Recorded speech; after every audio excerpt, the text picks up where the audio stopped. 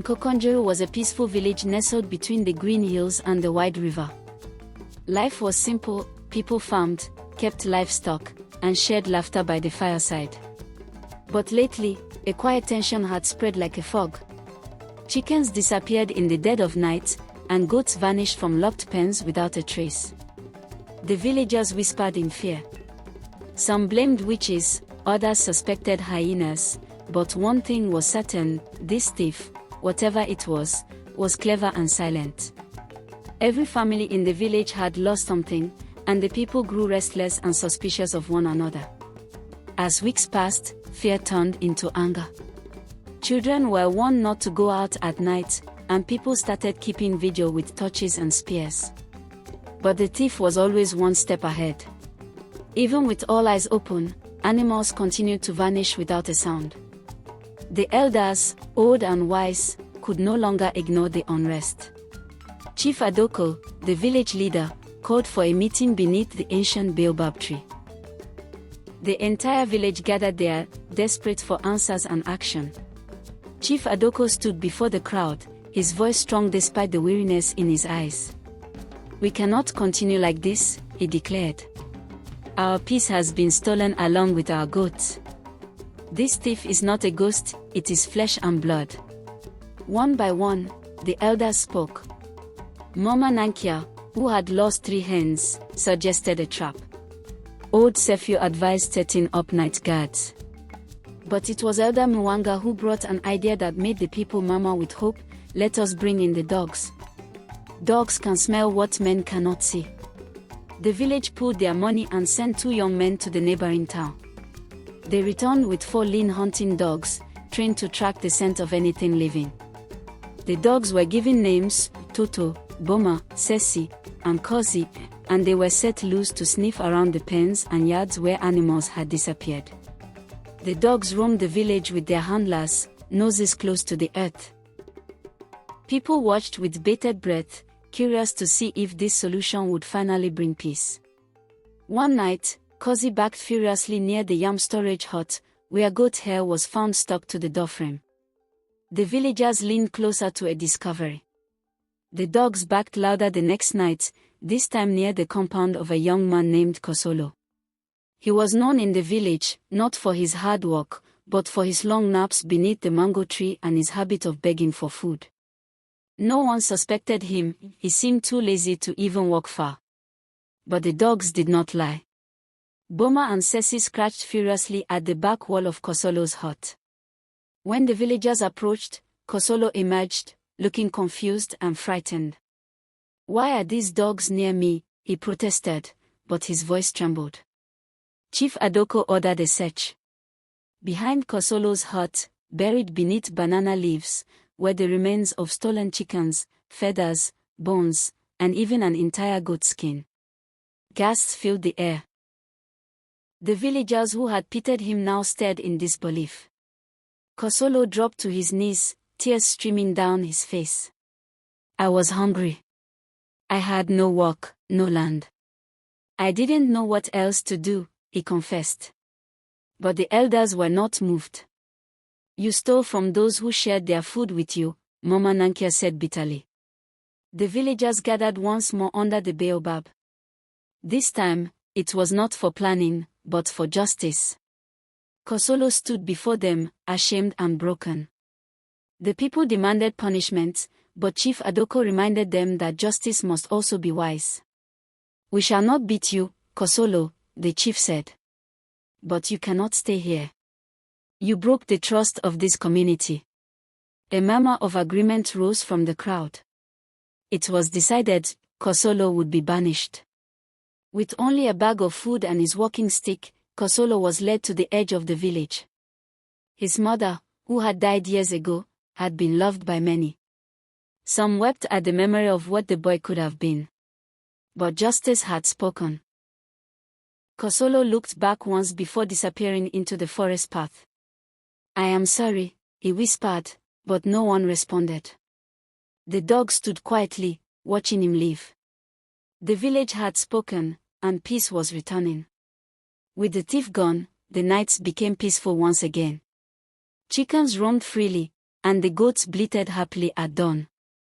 The villagers began to laugh more, to trust again. The children no longer feared the dark. Chief Adoko declared a day of thanksgiving. Offerings were made to the ancestors, and the dogs were given a feast. Songs were sung in their honor, and Boma even wore a crown of woven leaves. Nkokonjiro had found its peace again, but it had come at a cost. Though the thief was gone, his story remained. The elders made it part of the evening tales, told to young ones around the fire. Laziness leads to hunger, and hunger to shame, they would say. But honesty builds a home that even storms cannot break. Kosolo's name was never erased from memory. Not out of hate, but as a warning. And in Okonjuru, whenever a child fed the dogs or helped a neighbor, they did so remembering that a village stands strongest when every hand is honest and every heart beats for one another. In the quiet town of Lulongo, the birds always sang in the morning, and the wind whispered secrets through the trees. One sunny afternoon, a new family moved into the house next to the Okofors. The sound of a moving truck drew curious eyes, especially from young Ton Okafor, who peered out the window hoping for someone his age. To his delight, he saw a girl about his age standing by the gate, holding a teddy bear and watching everything around her with wide eyes. Her name was Ada, and her family had just moved from another city. That evening, their parents introduced them, and just like that, Ton and Ada became inseparable. Ton and Ada played from sunrise to sunset.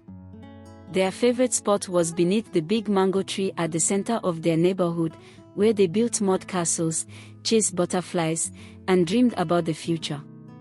Laughter always echoed from that tree, and soon everyone in the area knew they were best friends. Their parents were close too, sharing meals, chores, and prayers. Every holiday, both families traveled together, and every celebration felt like one big gathering.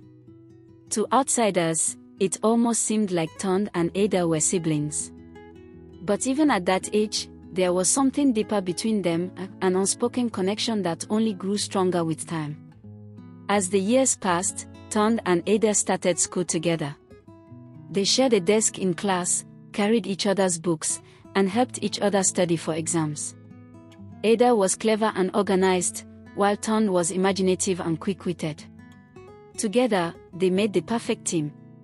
Though other children sometimes teased them, calling them husband and wife, Ton and Ada didn't mind. They only laughed and kept doing everything together. They walked home after school, shared snacks, and told each other secrets. Their friendship had become a safe place, one neither wanted to leave. When they entered secondary school, things began to change. New friends came, and old ones drifted. But through all the teenage drama, Ton and Ada held on to each other. They started noticing the world differently, and started noticing each other, too. One day, under the mango tree, Ton gave Ada a handmade bracelet and told her, "You'll always be my best friend." Ada blushed, not sure what to say, but she wore the bracelet every day after that. Though they never spoke about love, it hung in the air between them like the scent of ripe mangoes in summer. After secondary school, they both got admission to the same university. Ton studied architecture while Ada pursued medicine. Their bond was tested for the first time. Long nights, different schedules, and new responsibilities threatened to pull them apart. But they had a rule: no matter what, they'd meet every Saturday afternoon for a meal and a walk. It became their sacred time. They talked about classes, life, and even dreams. Ton once said, "I want to build a house just for you one day." Ada smiled, her eyes sparkling, though she said nothing. One day, during their final year at university, Ton got terribly sick. Ada rushed from her lectures to care for him. She stayed by his side, fed him, and even missed an important test to ensure he got better. That week, something shifted between them. When he finally felt better, Ton looked at Ada and said, "If this is what love feels like, I think I've been in love with you forever." Ada laughed, then nodded with teary eyes. "I think I have too." And that was the beginning of their love story in full bloom. After graduation, Ton got a job in an architectural firm, and Ada started her medical internship. Life got busier, but their love only deepened. Ton saved up for a year to buy a modest ring. He wanted the proposal to be perfect. He took Ada back to their childhood mango tree and knelt beneath its shade. With trembling hands and a hopeful heart, he asked her to marry him. Ada didn't need to think. She had known her answer since she was a little girl playing in the dust. Yes, she whispered, and the trees swayed as if in applause. Their wedding was the talk of the town. It was a celebration not just of love, but of a lifelong friendship that had blossomed into something beautiful. Friends, neighbors, and even teachers from their school days came to witness the union. Ada wore a gown that shimmered like a morning star, and Ton couldn't stop smiling. As they exchanged vows, many wept, not out of sadness, but from seeing a promise fulfilled. Two souls who had grown together were now walking as one. They moved into a cozy house Ton designed himself, with a garden area filled with flowers. Every corner of the house told a story, from the photo of their childhood mango tree in the hallway to the little reading nook where they'd sit and talk for hours. Life wasn't always easy.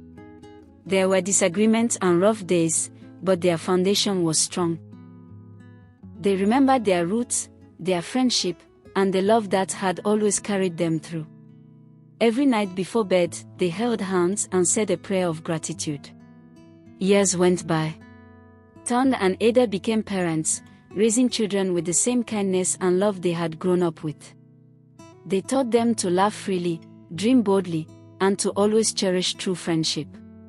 And every once in a while, they would take a walk back to the mango tree, the place where it all began. There, they would sit in silence, hearts full, knowing that their story was a beautiful one. A story of two friends who never let go. A bond so true, it lasted forever.